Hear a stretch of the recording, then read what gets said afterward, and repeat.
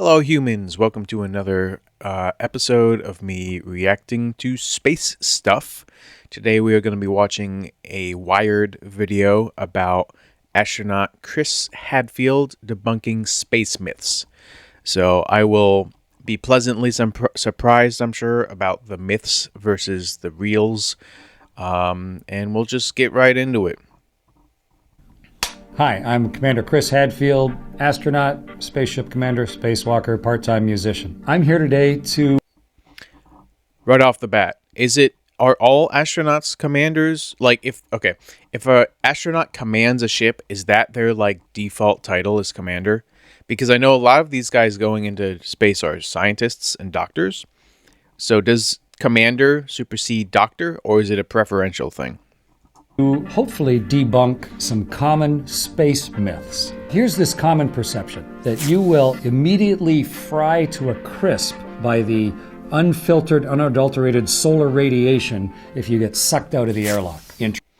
I'm gonna answer each one of these two just with my own base knowledge, because after all, it is a React video. If you want to just watch the video itself, it is linked down below. You can just go there and watch it without me commented and in between all the pauses and everything. But I would suspect, or expect rather, that if you got sucked out of an airlock, I don't think you'd burn to death. That doesn't really make sense to me. I thought space was really cold. Maybe you get frostbite. That's my expectation. Truth, it's way worse than that. In the shade in space, it's like minus 250 degrees. But the part of you that's in the sun, it's plus 250 degrees at least. So it's going to start boiling and burning. So it's like lying on a red hot stove with a piece of dry ice on your back. And your lungs are going to be sucked flat instantaneously. But even worse than that is your blood is going to boil, like opening a can of pop where suddenly all the little bubbles come out because there's no air pressure around you. So simultaneously, you are going to freeze, boil,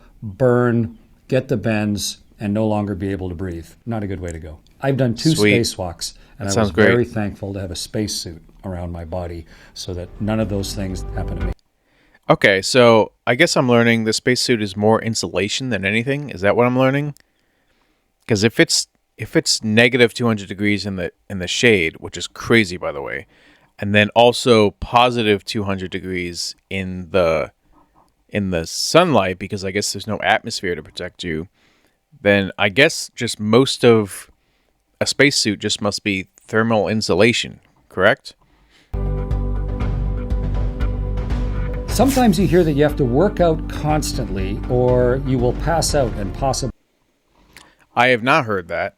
I've heard that if you don't work out constantly, you will lose muscle mass because, expectedly so, you're not using muscle mass when you're floating around. You're not using your core strength as much. You're not using your legs nearly as much. So I've heard if you don't work out constantly, you'll just basically, like, you won't be able to walk when you get back home.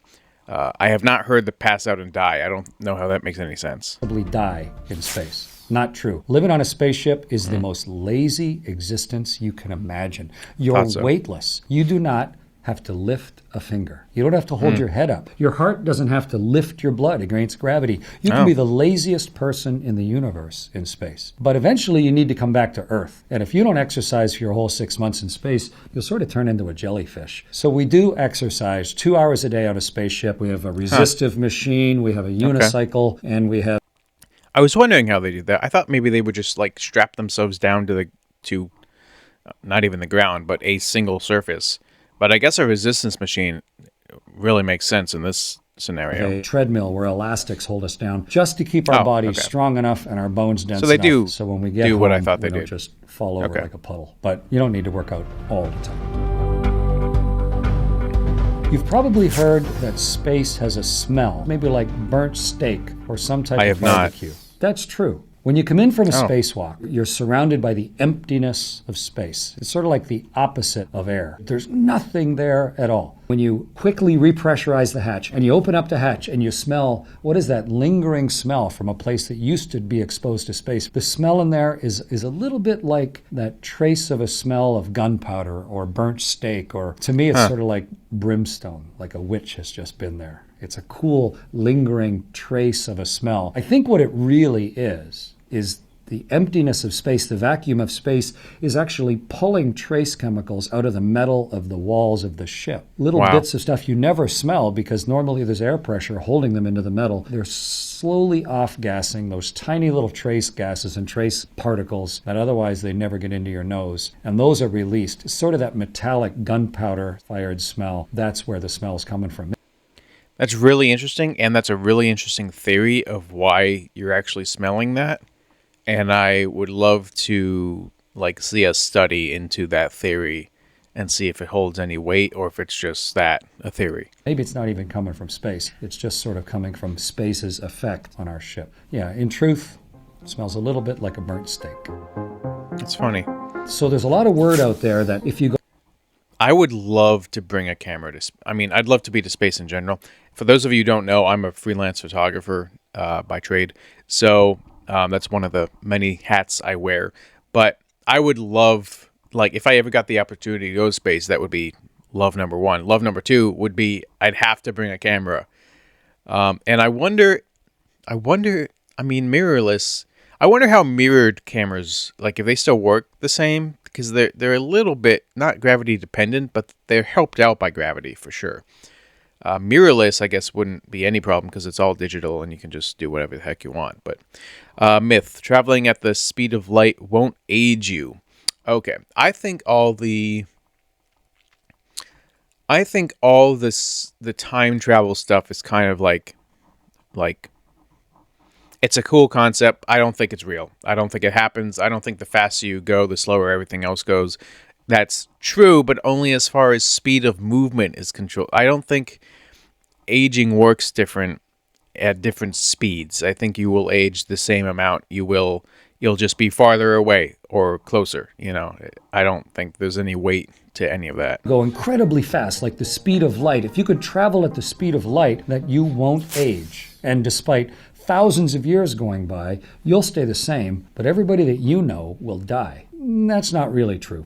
Einstein called it relativity because what he meant was your aging will be different relative to people's aging on Earth. You'll still age. Time will still pass for you, but people on Earth will age at a different rate. So that if you came back after going incredibly fast, you would have gotten older by the amount of time that it took for you to travel, but people on Earth would have aged much, much faster. They would have had a longer period of time because if you get going fast enough, your speed is sort of proportional to the time passing. So you'll still age, but you just age at a different rate than people back. Yeah, that doesn't make sense to me at all. I just think if you go faster, you just got farther quicker and you've still aged. I don't get the whole thing that time passed slower for you. No, it didn't. Time passed the exact same. You just got farther in that same amount of time. That doesn't make any sense to me. I don't think that's true at all. I think until someone does it, and so someone leaves when they're 30 and comes back 10 years later and they're not 40, that's when I will consider believing it. Back on Earth. Einstein did this cool thought experiment. Imagine if you were looking at a clock. The light from the clock is coming and hitting your eyeballs and telling you it's 12 o'clock. Well, imagine if you could move away from that clock at the speed of light. It would only say 12 o'clock because that light and you would be moving away from the clock at the same speed. So for you, it would look like it was always 12 o'clock forever. You'd still be getting older, but that clock would always look like it was the same time. The people on Earth were continuing to live. They're not aware of you going the speed of light. So you can see that the time for you, because of your speed, is relatively different than the time for the people on Earth. So really... No, maybe I'm just dumb. That still doesn't make any sense to me. Even if the clock always said 12 o'clock when you were that far, it's just you should just bring the clock with you. If you brought the clock with you, it would read the exact same time when you got back as the clocks on Earth did, because time didn't advance any, time didn't slow down any. I don't think time is relative. I think time is constant. It just keeps ticking away. No matter how fast you're moving, you may have gotten places faster, but it doesn't mean you aged any differently. Unusual thing to try and grasp in your head. What happens when something blows up in space? If something... Can they see I guess from this view they can. It looks like they can see the northern lights from space. That's really cool. I never considered that would be something they could see. I guess it makes sense that they can see that. If we can see it, why can't they see it? That's really cool, though. I wonder if they could do any advanced studies on it from the other side versus the underside. Something explodes in space. Will it make a sound? And could a human hear it? It's a pretty easy question to answer.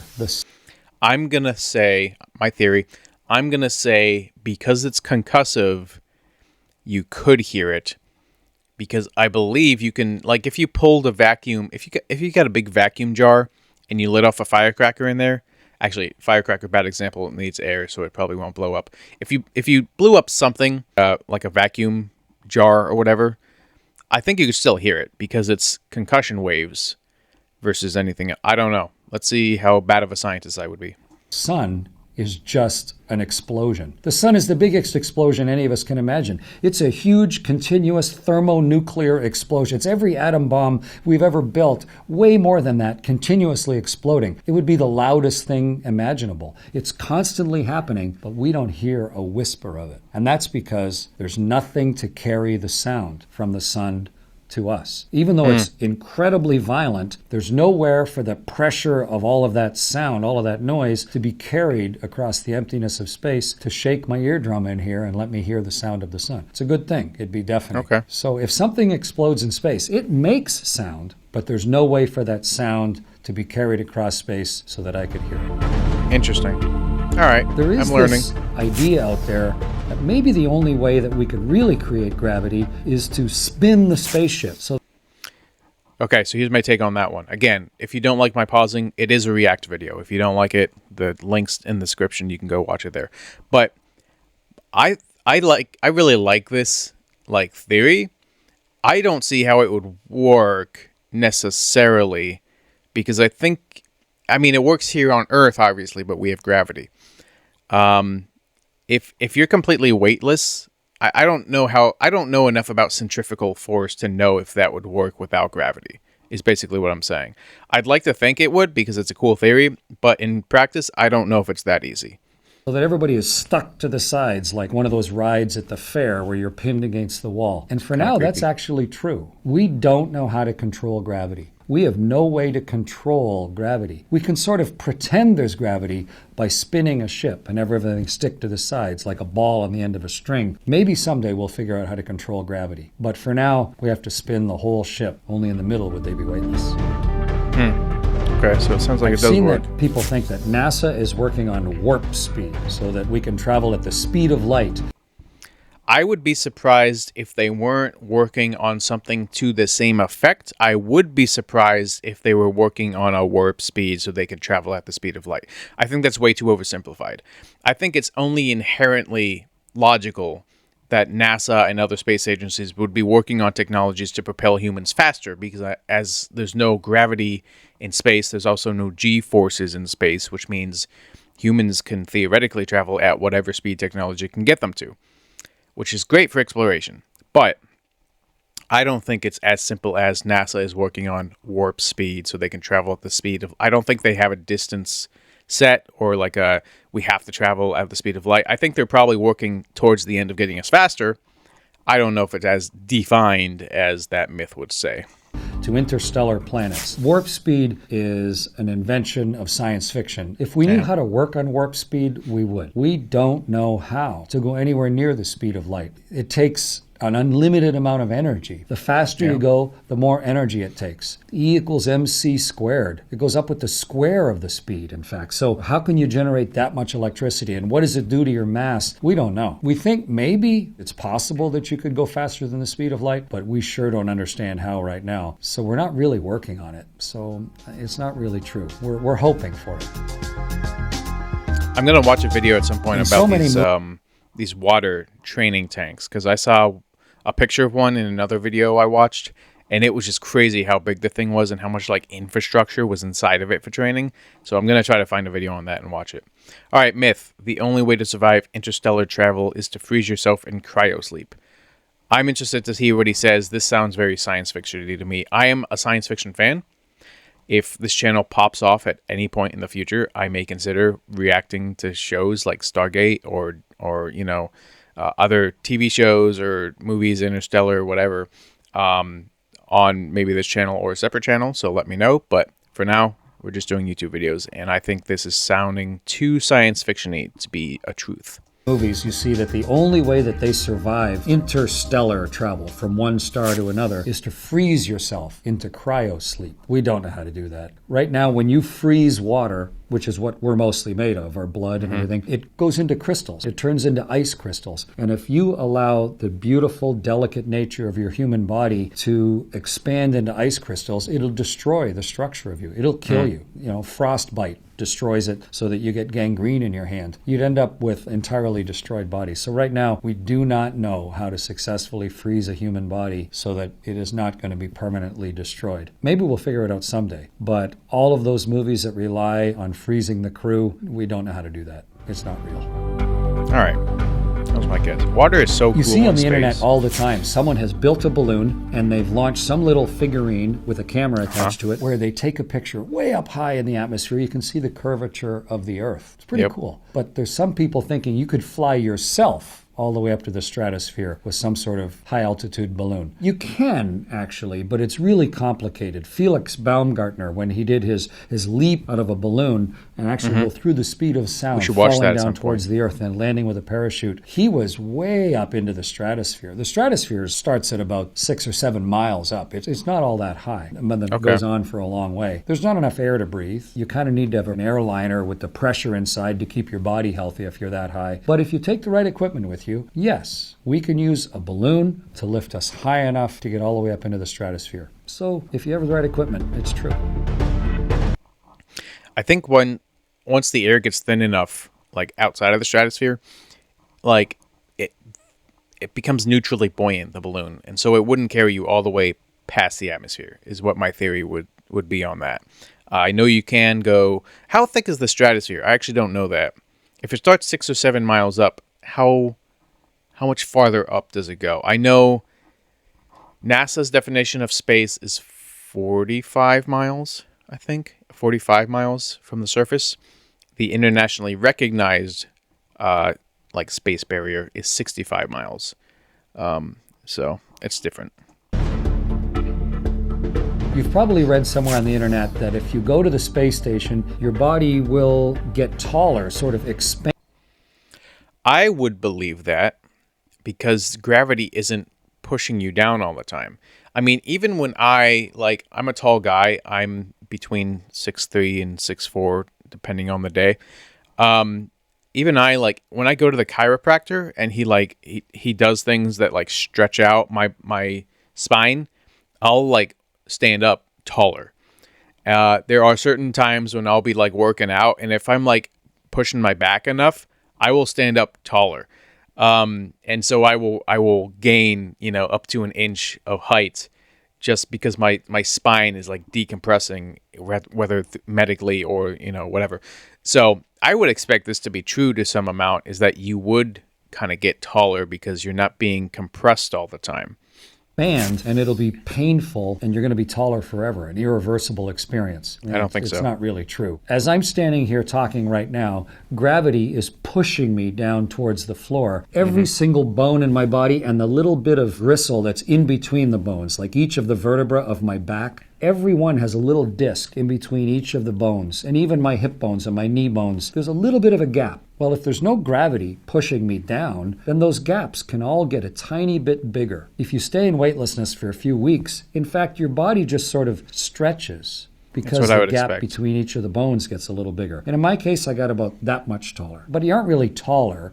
You're just sort of temporarily longer. But it's not permanent. As soon as you get home and gravity starts doing its work on you and grinding you down, everything squishes back down to its launch. So you may be for a little while a little bit taller in space, and it may hurt your back a little because everything's sort of getting pulled tight. That makes sense. Some people have back pain in space as a result, but it's not really growing. It's just sort of stretching to your natural maximum that you're going to get squished back again as soon as you get home.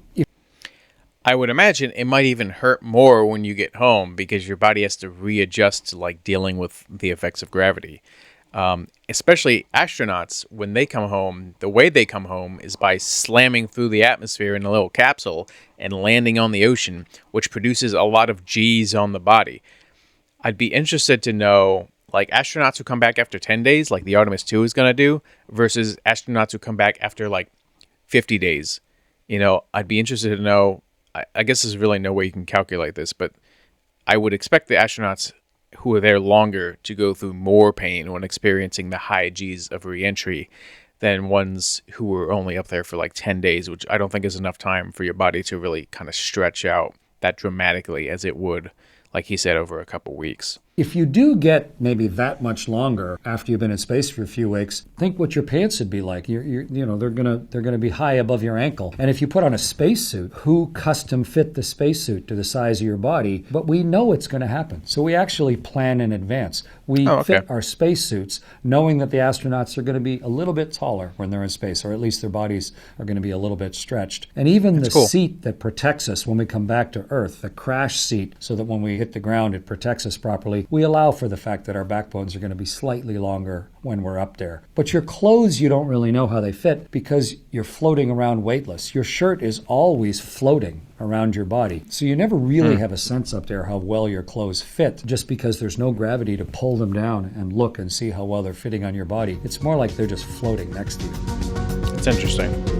I've read somewhere that on board the International Space Station, bacteria multiplies 10 times faster in space. So if you get sick, I'm going to say no. I think maybe germs and bacteria are more amplified in space because you're in a more sterile environment, so maybe you notice it more. But I don't see any reason that in an environment with weightlessness they would develop any faster. They might move around faster. Possibly. I don't know. Maybe because bacteria are mostly on contact, maybe they move around slower because you're touching less stuff. I don't know. But I would think this myth is a myth. Your body's going to be like torn apart by this ravenous strain of mutant salmonella. Nah. It is a different place than Earth, the space station. We run around with little swabs all the time to measure what microbes and what viruses and what little tiny bits of life might be growing on the spaceship. We also go around with little... Why does it look like in every video he's like straining? Like, is that, you just have to do that to like, or is, I don't know. Does the face look the way it does because gravity holds everything down? And in space it doesn't, so you have to like strain to like keep everything. I don't know, but it looks like in every space video he's like really straining, like he's doing something super muscular, but I don't think he is. Little cleaners and wet wipes and wipe down the whole space station all the time, like in a hospital, to try and keep the whole thing clean and hygienic. And we are finding that some of those primitive forms of life do mutate slightly differently in the high radiation, weightless environment of the spaceship. But no one has died yet because of the mutant salmonella. I'm Chris Hadfield. Hopefully this has helped answer some of those common space myths. Cool. Well, that was very informative. I really enjoyed that. I would like to do more videos like this. You may have noticed on my channel there's a lot of Artemis content, and that is mostly because it is something that's currently happening, and it has an impact on me personally because I am hopefully going to watch it launch.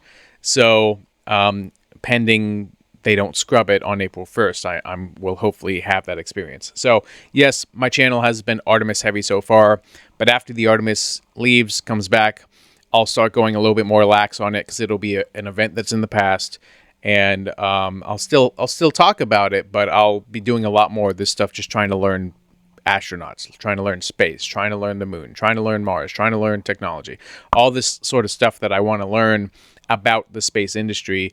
I'll be doing a lot more of these types of content after the Artemis lifts off, comes back, whatever. So anyways, if you have anything you want me to watch in particular, drop a comment. I've seen some comments already suggesting some other content that I've already put on a list that I will be hitting in the future. And then if I got anything wrong or you want to correct me on anything, if you could respectfully do so in the comments, that would be great. And again, thanks for watching, and have a good day on Earth.